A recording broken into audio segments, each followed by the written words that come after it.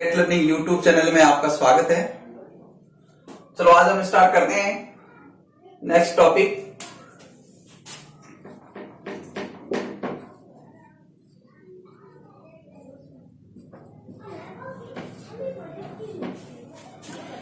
तो students, next topic शुरू करने से पहले मैं एक जरूरी बात है जो आपको बताना चाहूंगा कि माध्यमिक शिक्षा बोर्ड की ओर से कोविड-19 की वजह से जो अपने सेशन में या जो टाइम में जिस तरीके से डिस्टर्बेंस हुआ है, तो उसकी कंपेंसेशन के लिए क्षतिपूर्ति के रूप में और अपना जो सिलेबस है उसको थोड़ा कम किया है, डिलीट किया है। कुछ टॉपिक्स है वो अपने सिलेबस में से डिलीट किए हैं ताकि जो अपना समय बचा है उसमें जो शेष सिलेबस है वो पूरा करवाया जा सके।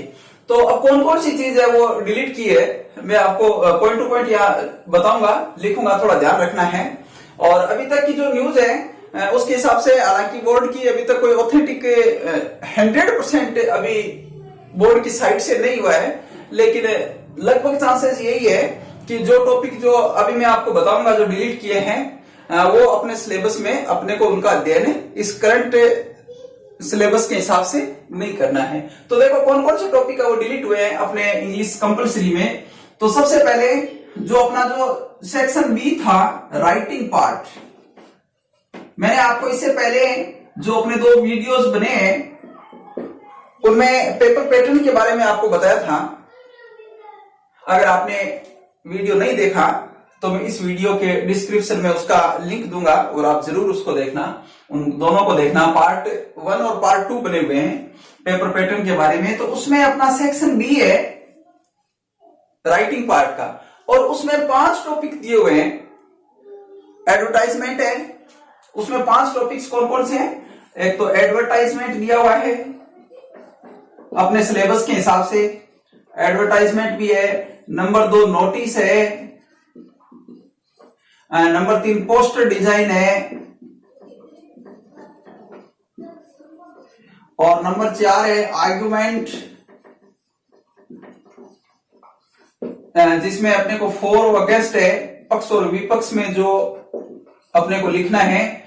और नंबर 5 है उसमें इन्विटेशन, एक्सेप्टिंग और डिक्लाइनिंग का, ये जो भी है। तो अब ये अपने को 5 टॉपिक थे सिलेबस में, जो पूरा सिलेबस था उसमें। लेकिन अब जो माध्यमिक शिक्षा बोर्ड की तरफ से जो चीज डिलीट की गई है वो ये दोनों टॉपिक है, 3 नंबर और 4 नंबर। पोस्टर डिजाइन हटा दिया है और ये आर्गुमेंट जो है फॉर अगेंस्ट वाला, ये दोनों टॉपिक हटा दिए हैं। तो अब अपने सिलेबस में पॉइंट नंबर 1, 2 और ये 3, मतलब 5th वाला। तो इस तरीके से कुल मिलाकर के 3 ही टॉपिक बचे हैं। अब इन 3 टॉपिक में से अपने बोर्ड परीक्षा में 2 टॉपिक आएंगे और दोनों में से अपने को एक ही करना होगा, वो 4 नंबर का होगा। तो अपने लिए हुई ना आसानी वाली बात है, क्योंकि पहले 5 टॉपिक थे, उनमें से अब अपने को 3 ही तैयार करना है। 3 में से 2 आ जाएंगे और उनमें से एक करना होगा, तो वो 4 नंबर का हो जाएगा। अब ये तो था अपने राइटिंग पार्ट में सेक्शन बी में। अब जो सेक्शन सी था जिसमें अपने टेक्स्ट बुक थी, दोनों बुक थी टेक्स्ट बुक्स, जो रेनबो और पेनोरमा, रेनबो पेनोरमा। अब इनमें से कौन कौन से टॉपिक हटाए हैं। देखो रेनबो में से अपने अभी देखते हैं। नंबर 1, रेनबो में 2 भाग है। जो रेनबो बुक है, rainbow book has 2 part. First part है प्रोज और सेकंड है पोइट्री। अब जो प्रोज वाले भाग में अपने लेसन है 1 to 11, 1 से 11 तक जो लेसन दिए गए हैं, उनमें से कौन कौन से लेसन हटाए गए हैं ये मैं यहां आपको बताऊंगा। तो जो फर्स्ट लेसन है अपने, जिसका नाम है वाटर, सीवी रमन वाला, ये लेसन हटा दिया है। उसके बाद में तीसरा लेसन है थर्ड थॉट से, जिसमें वो टर्नर के चित्र के बारे में है, वो लेसन हटा दिया है। इसके बाद में 8th जो लेसन है, a journey to the end of the earth, a journey to the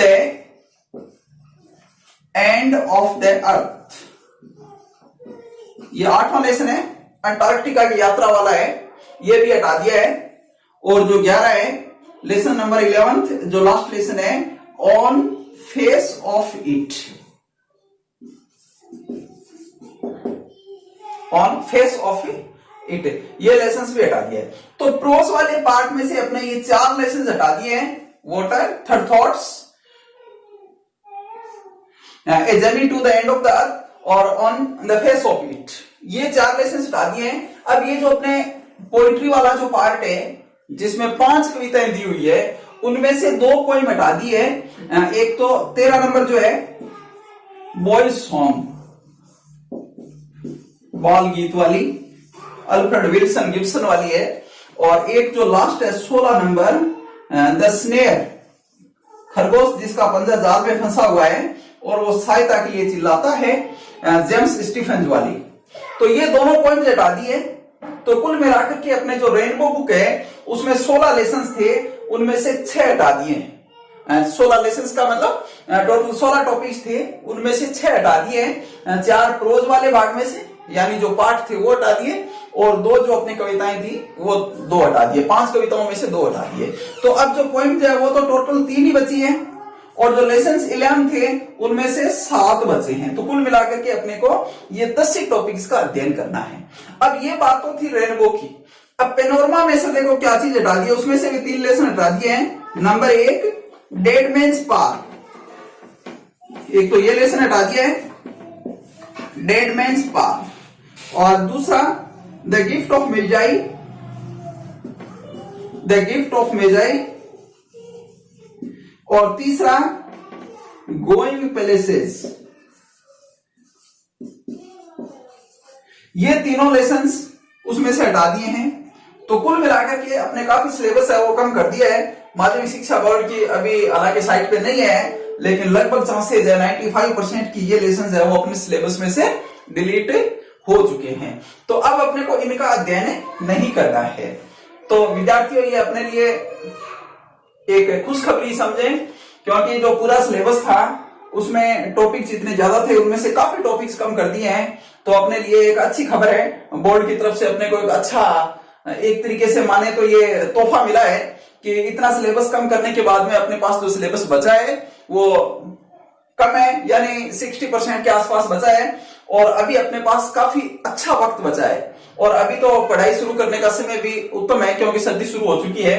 तो जो सिलेबस अपने बचा है उसका गहनता के साथ अध्ययन करें, और क्या पता कि ये कोविड-19 है वो अपने लिए एक वरदान साबित हो जाए, अपने परीक्षा में अच्छे मार्क्स प्राप्त करें। ये सिलेबस कम कर दिया है, इसकी वजह से अपने को अच्छा फायदा हो जाए, तो जरूर इसका फायदा उठाएं।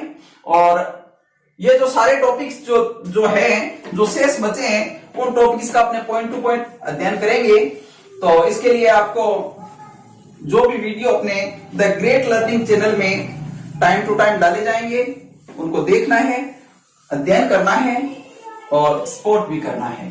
तो चलो आज हम स्टूडेंट्स शुरू करेंगे rainbow book. Rainbow book start करेंगे। तो सबसे पहले रेनबो बुक में जो मैंने आपको पहले भी बताया है 2 पार्ट है, प्रोज और पोइट्री। तो आज अपने शुरुआत ही करते हैं, शुरुआत से ही चलते हैं, प्रोज से शुरू करेंगे। यहां से प्रोज में जिसमें 1 से 11 तक लेसन दिए हैं, उनमें से 4 लेसन जो अपने पहले चर्चा की है जो हटा दिए हैं। तो उन 4 में जो फर्स्ट लेसन है वो भी हटा दिया है जिसका नाम है वाटर। तो आज अपने शुरू करेंगे सेकंड लेसन। सेकंड लेसन जिसका नाम है ए रूम 10x8 या 10x8, हिंदी में 10x8 का एक कमरा।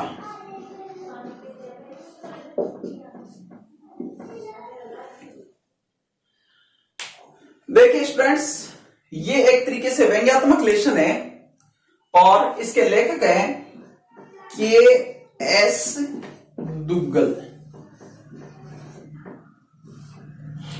तो सबसे पहले अपने लेखक का परिचय पढ़ेंगे, life history of an author, life history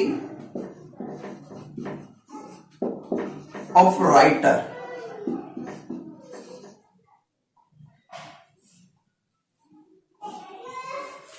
तो विद्यार्थियों ये तो अपने एग्जाम पेपर पैटर्न जब अपने जो वीडियो बनाया था उसमें मैंने आपको ये चीज बताई थी पीछे वाली क्लास में कि अपने जो प्रोज पार्ट है उसमें से 4 छोटे क्वेश्चन आएंगे, शॉर्ट आंसर टाइप क्वेश्चन, और एक लॉन्ग आंसर टाइप क्वेश्चन आएगा। 2 आएंगे, उनमें से अपने को एक करना होगा, वो 7 मार्क्स का होगा। और जो 4 होंगे जिनको अपने शॉर्ट आंसर टाइप क्वेश्चन बोलते हैं, लघुत्तरात्मक प्रश्न, जो ईच क्वेश्चन हैज 2 मार्क्स, प्रत्येक प्रश्न 2-2 नंबर का होगा। अब वो जो छोटे क्वेश्चन जो आते हैं, जरूरी नहीं है कि वो अपने लेसन में से ही आए, हो सकता है वो लेखक परिचय में से भी आ सकता है। तो अपने को ये लेखक परिचय समझना बहुत जरूरी है। तो चलो अपने इसी कड़ी में आगे लेखक परिचय पहले देखते हैं के.एस. दुग्गल के बारे में। तो के.एस. दुग्गल का पूरा नाम, full name of KS. Duggal is Kartar Singh Duggal. Kartar Singh Duggal. तो के.एस. दुग्गल का पूरा नाम करतार सिंह दुग्गल। इनका जन्म इनका हुआ था 1 मार्च 1917 को रावलपिंडी में।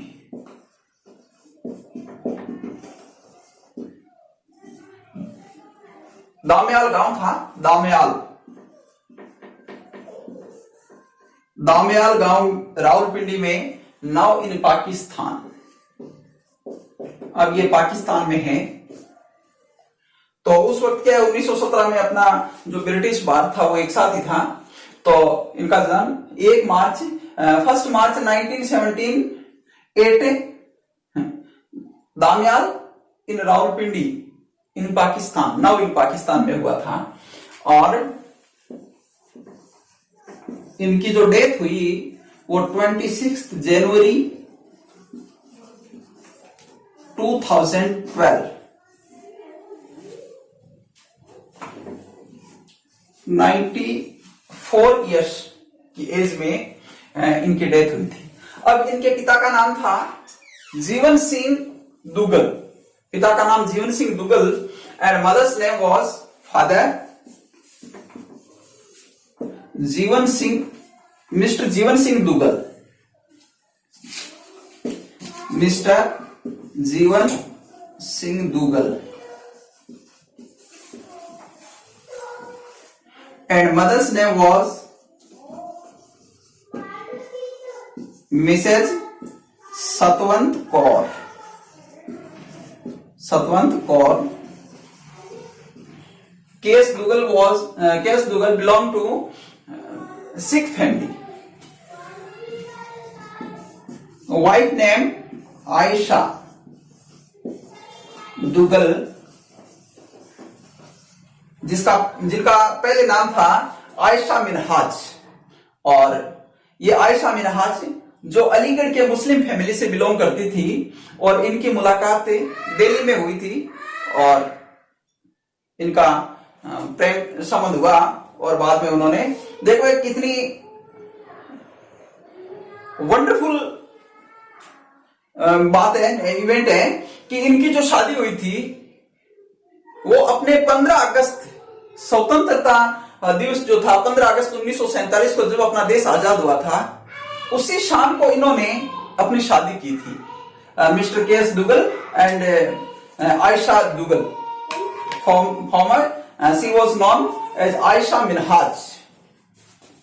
तो इस तरीके से ये इनकी जो लाइफ हिस्ट्री में सबसे पहले इनका जो जन्म था 1 मार्च 1917 को दाम्याल रावलपिंडी पाकिस्तान में, और इनका ये जो एक्सपायर हुए 26 जनवरी 2012। Father Mr Jeevan Singh Duggal and mother was Mrs Satwant Kaur, wife Ayesha Duggal. ये तो इनकी जो लाइफ हिस्ट्री उसके बारे में। अब इनका जो कैरियर था थोड़ा सा अपने उसके बारे में भी जान लेते हैं।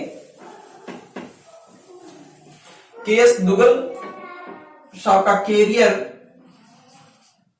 कैरियर जो था, तो के.एस. दुग्गल ने सबसे पहले वेरी फर्स्ट इन्होंने 1942 से लेकर के 1966 तक ऑल इंडिया रेडियो में अलग अलग पदों पे अपनी सेवाएं दी थी।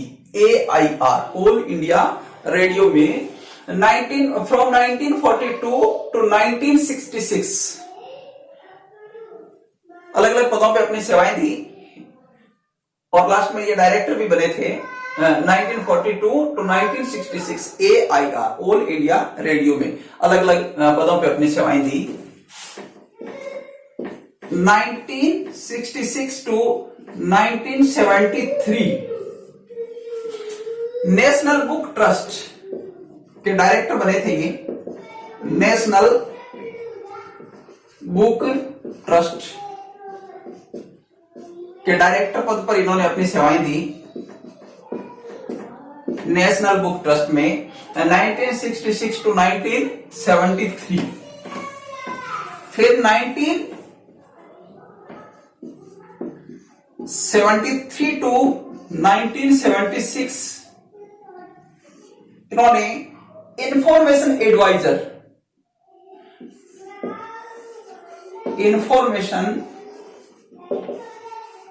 एडवाइजर के रूप में अपनी सेवाएं दी,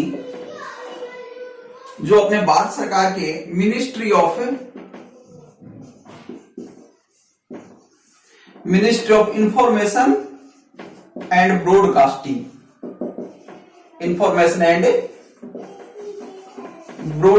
में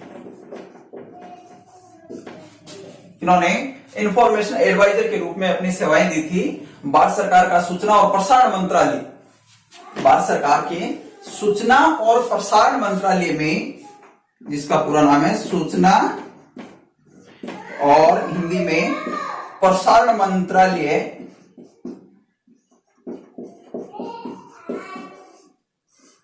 सूचना और प्रसारण मंत्रालय में इन्होंने सूचना सलाहकार के रूप में अपनी सेवाएं दी।